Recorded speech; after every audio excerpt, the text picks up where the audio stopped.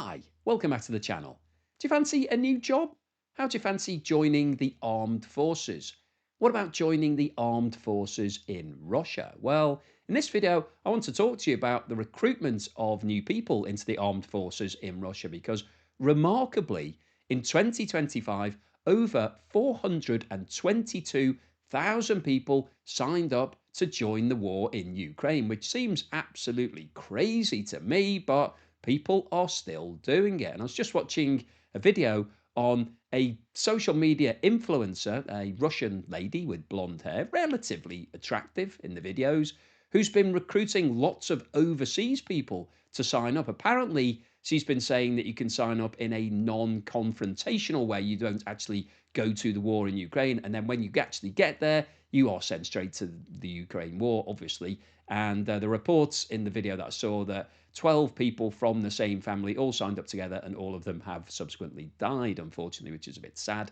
But anyway, I thought it was worth talking about what's going on with the recruitment into the Russian armed forces, because obviously that is the other way that Russia is keeping the war in Ukraine going. It's not just from the funding, they actually need some boots on the ground, some people who are signing up. And we don't know how many people have actually been injured or killed on the Russian side of things, but there are estimates that it could be anything between 1 million and 1.5 million people injured and killed so far. So if you're losing that number of people over a 4-year period, obviously you need to keep recruiting some fresh talent to go over there and to get involved. This table shows the number of people signing up for the Russian armed forces since the war in Ukraine started. So these figures have been released by the Russian state. So in 2022, when we had that partial mobilization, if you remember, towards the end of 2022, President Putin announced that he was going to do a mobilization of 300,000 people, which actually led to around about 500,000 people leaving the country immediately because they didn't want to be called up, basically forced to go and fight in Ukraine. So there was a mass exodus of, particularly of men of a certain age, from around about 20 through to 55. They were the ones who were right in the firing line, to excuse the pun, of being recruited. So 300,000 people were recruited, they were signed up, apparently most of them voluntarily, apparently. In 2023, the number increased to 490,000, almost 500,000 people signed up in 2023 to the Russian armed forces. And that was obviously at a time when the war in Ukraine had already been going on for at least 10 months, if not longer, depending on when you signed up during that year. And that represented a 63% increase against what the historic number had been. So just incredible, really. In 2024, the figure still remained at a very high level, 450,000 new recruits into the Russian armed forces. Now, that was an 8.2% drop against the figure for 2023, but was still significantly higher than the 2022 number. So this is just really quite surprising, I think, that you've got so many people who are ready to go and fight in an active war situation. So it's one thing saying I want to be a member of the armed forces. You know, there's good training, it's a good lifestyle. It's, you know, maybe it's a good career option for a lot of people. You get to see the world, loads of interesting things to do if you want to join the armed forces. It's very different joining the armed forces in Russia at the moment when there is an active war going on, and you know that lots of people are being injured and killed in that war on a daily basis. Then, you know, there's an extremely high likelihood that when you sign up, you are going to Ukraine in a relatively short space of time. But another 450,000 people. And then in 2025, the figures have just been released. A further 422,704 people signed up to join the Russian armed forces. So in total, over the past 4 years, over 1.6 million, almost 1.7 million people have signed up to join the Russian armed forces, which seems incredible to me, but these are the figures that have been released. So I thought it was worth looking at the economics of it, the financial incentives, why people might be wanting to do this, because you have to think that the majority of people are doing this for the money. It's unlikely now, 4 years into the war, that there's people who have a desperate urge to go and represent their country in that battlefield. This must be an economic decision 4 years in.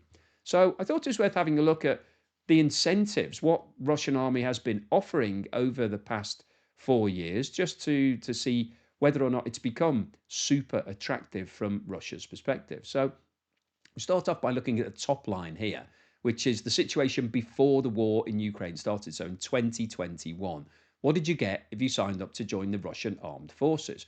Well, in those days, you got a 75,000 ruble signing on bonus, which is roughly speaking around about $1,000. So that's what you got day one.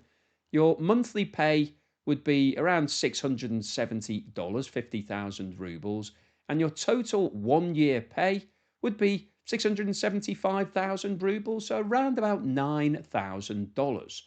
And at that time, the average wage in Russia was around 600,000 rubles, so $8,000. So it wasn't really that much better. You got your $1,000 signing on bonus, which was like a bonus. But other than that, the people in the armed forces were paid pretty much what the average wage was. So if you wanted to join, it would be a career decision rather than a monetary decision. You wouldn't do it for the money because there wasn't that much more money in it. And if we compare that to the USA in 2021, the average pay for the armed forces in the US was $55,000. So a lot more than $9,000 that Russia was paying at that time. Now, obviously, the US has a different average wage, but it's not $55,000. It's a lot less than that.